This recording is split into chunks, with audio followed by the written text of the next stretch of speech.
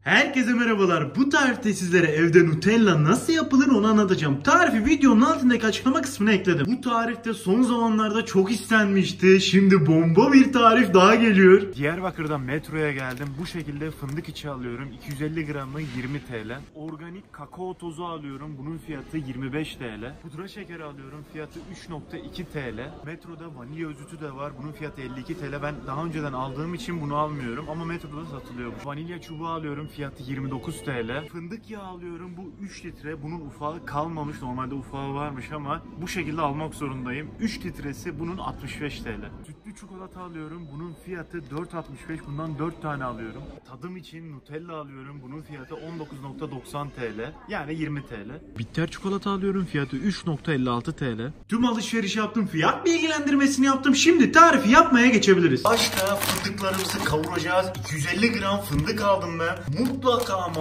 mutlaka bunun önce yağını çıkaracağız. Yağını çıkarmak için de bunu bir ısıtma işleminden geçirmemiz gerekiyor. Ben bunu şimdi kavuruyorum. Ocağın altını yakıyorum. Tencereyi ocağa ekliyorum. 250 gram fındık ekliyorum. Bunu bu şekilde sürekli çevire karıştırarak bunu kavuracağım. Bunu ortalama 7-8 dakika bu şekilde kavuruyorum. Bunu biraz daha robotun içerisine ekleyeceğim. İyice çekeceğim. Kıvama gelmesini bekleyeceğim. Biraz sıvı hale getirmeye çalışacağım. Yani krema kıvamına getireceğim. Tam böyle fındık ezmesi kıvamında olacak. Fındıklarımızın yağı çıktı. Size şöyle göstereyim. Biraz parlak duruyor. Bilmiyorum fark ediyor musunuz? Ben bunu 8 dakika boyunca bu şekilde yüksek ateşte kavurdum. Elimde böyle uzun süre tutamıyorum. Bu kıvamda olması gerekiyor. Ocağın altını kapattım. Şimdi bunları robotun içerisine ekliyorum. Evet, robotun içerisine ekledim. Görüyorsunuz nasıl da buharlaştı. Sıcacık olması gerekiyor. Aynen bu şekilde. Şimdi bunu robottan geçiriyorum. Ara ara bu şekilde robotunuzu dinlendirin. Yoksa robotu bozabilirsiniz. Bu çok önemli. Ben 1500 wattlık sağlam bir robot aldım. Robotunuzun wattı düşükse zaten böyle kısık 30 saniye çekin, bırakın, dinlendirin bir dakika. Bir daha çekin, bir daha bırakın. Dediğim gibi kontrollü bir şekilde girin. Çünkü bu sıvı hale gelmeden başta böyle bir iyice katı olacak. Zamp gibi olacak. Birbirine iyice yapışacak. O zaman işte robotunuz biraz zorlanabilir. 30 saniye dinlendirdim. Şimdi çekmeye devam ediyorum.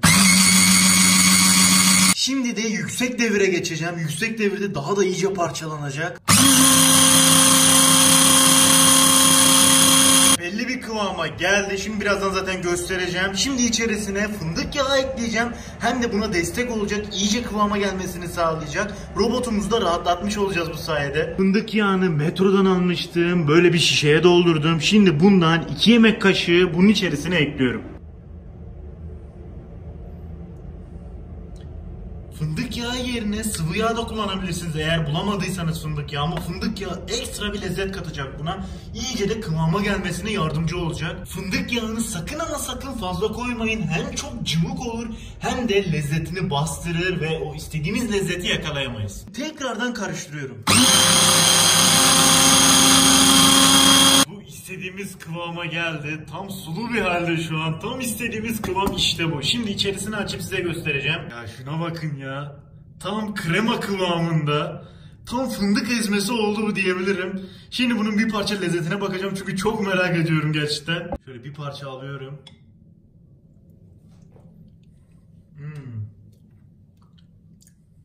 Ya muhteşem olmuş ya. Bunun üzerine bal koy, biraz daha çek. Sabah kahvaltısında enfes gider. Dört dörtlük bir şey olmuş ya. Şimdi bunun içerisine vanilya özütü alacağım. Ben bunu internetten temin etmiştim. Bu metroda da var. Metroda da görmüştüm ben bunu. Bunun içerisini açıyorum. Şöyle çay kaşığının içerisine şöyle 3-4 damla kadar damlatıyorum ve içerisine ekliyorum. Çok fazla koymayın, tadını bastırır, vanilya tadı fazla gelir. Bu şekilde koymanız yeterli. Tabii ben bununla yetineceğim mi yetinmeyeceğim. Bu çok lezzetli bir şey. Ayrıca ben şu şekilde vanilya çubuğu da aldım. Bunun da yarısını kullanacağım sadece bunun içerisine. İkisini de kullandım çünkü ikisinin de ayrı bir aroması ve ayrı bir lezzeti var. Ondan dolayı ikisinden biraz kullanıyorum. O kadar özel bir lezzet ki şöyle cam şişenin içerisine koymuşlar ve şöyle bir tıpası var. Açıyorsunuz ve şu şekilde çıkarıyorsunuz.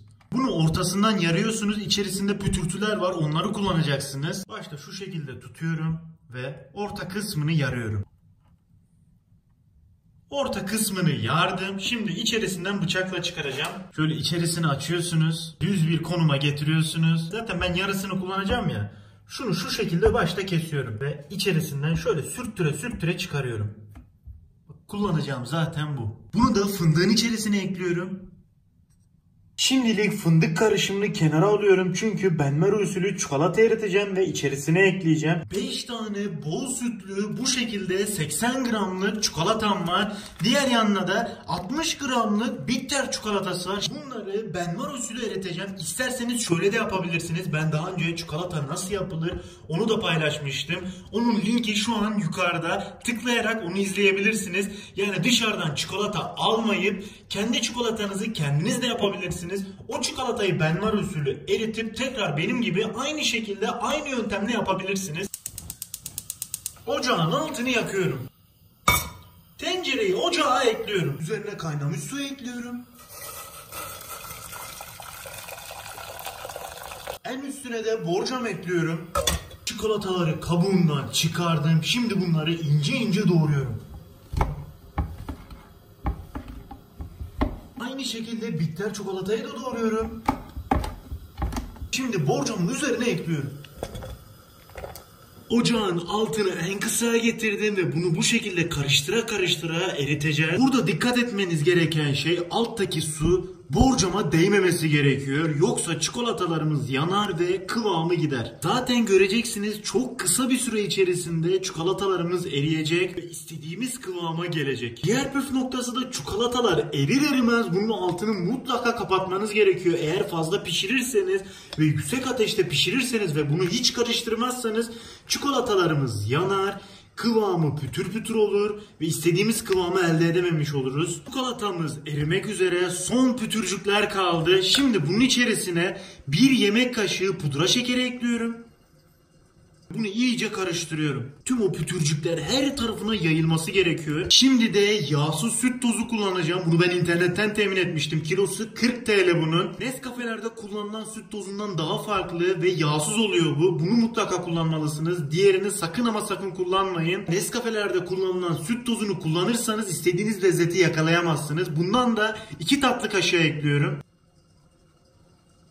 Şöyle organik kakao tozum var. Bu Nutella'ya ekstra bir lezzet katacak. O marketlerde satılan kakao tozlarından inanın çok ama çok daha fazla lezzetli. Şöyle göstereyim. Doğal kakao çekirdeklerinin böyle toz haline getirilmiş hali bu. Kullandığınız kakao ne kadar kaliteli olursa Nutella'nız o kadar lezzetli olur. 1 yemek kaşığı da dışarıdan aldığım organik kakaoyu ekliyorum. Bunu iyice karıştırıyorum. Ya şuna bakın, istediğimiz kıvama geldi. Aktarlardan agar agar tozu almıştım ben. Buna iyice kıvam verecek. Normalde Nutella'nın içerisinde neler var şu an gösteriyorum size. Nutella'nın içerisinde şeker var. Çikolatadan zaten şeker var. Biz ekstradan pudra şekeri ekledik. O tamam. Bitkisel yağ demiş. Bitkisel yağ kullandık. Fındık yağı kullandık. Hemen yanında fındık var. Fındığımızı da kullandık. Fındığı robottan geçirdik. İstediğimiz kıvama getirdik. Yağsız süt tozu. Yağsız süt tozunu da şimdi ekledik. Yağı azaltılmış kakao tozu demiş. Kakao tozunu organik aldık. Kesinlikle içerisinde inanılmaz az derecede yağ var. Bu da tamam. Lesitin yani kıvam verici yerine başka bir kıvam verici olan agar agar tozunu kullanacağım ben. Daha önce jelibon tarifinde de kullanmıştım onu. Tamamen yosunlarla yapılıyor agar agar tozu. O da aynı şekilde kıvam veriyor. Son olarak da aroma verici yani vanilin var. Vanil de robotun içerisindeki fındık ezmesinin içerisine eklemiştik zaten. Yani Nutella'nın içerisindeki tüm malzemeleri kullanarak orijinal Nutella'yı yakalamaya çalışacağım. Bakalım sonucu hep beraber göreceğiz. Agar agar tozumdan şu şekilde az bir şey alıyorum. Yarım çay kaşığı kadar aldım ve içerisine ekliyorum. Bunu iyice bu şekilde karıştırıyorum. Bu sayede iyice kıvamlı hale gelecek. Tam istediğimiz kıvamda olacak. O Nutella'nın hem kıvamını hem lezzetini yakalamış olacağız. Agar agar bekledikçe buna iyice kıvam verecektir zaten. Evet, kıvamı biraz daha böyle katıya çaldı. Şu an biraz sıcak. Zaten soğudukça istediğimiz kıvama yavaş yavaş gelecektir. Şimdi de bunun içerisine erittiğim çikolatayı ekliyorum. Çikolatamız zaten sıcacık, sıcak olması bizim içimize gelecek. Çünkü bunu bir daha çekeceğim. Rahat bir şekilde iyice kıvam alacaktır bu. Tüm karışımı ekledim. Şimdi bunun üzerine kapatıyorum ve tekrardan robottan geçireceğim.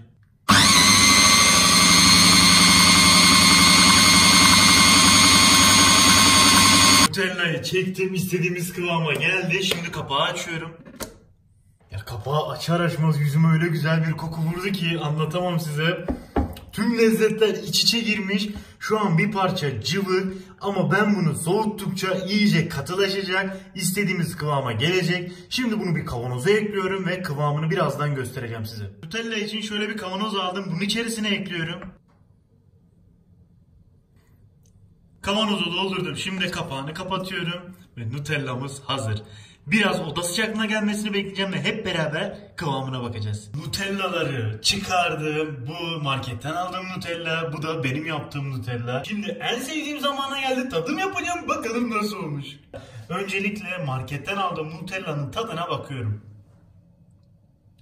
Yani Nutella sever olarak şöyle göstereyim.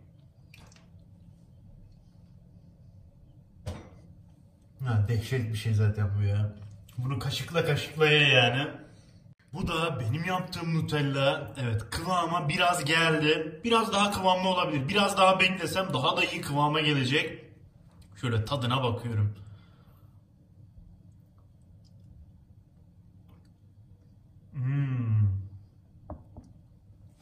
Fena bir şey olmuş ya.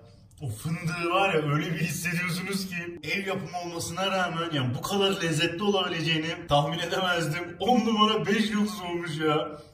Biz bu işi gerçekten başarmışız. Kendi Nutella'mızı evimizde kendimiz yaptık. Birebir aynısı mı olmuş? Tabii ki de değil ama çok yaklaştık. Çok lezzetli olmuş. Mutlaka denenmesi gereken lezzetlerden. Herkese afiyet olsun. Videomuzu beğenip kanalımıza abone olmayı unutmayın. Bir sonraki videoda görüşmek üzere arkadaşlar. Hoşça kalın.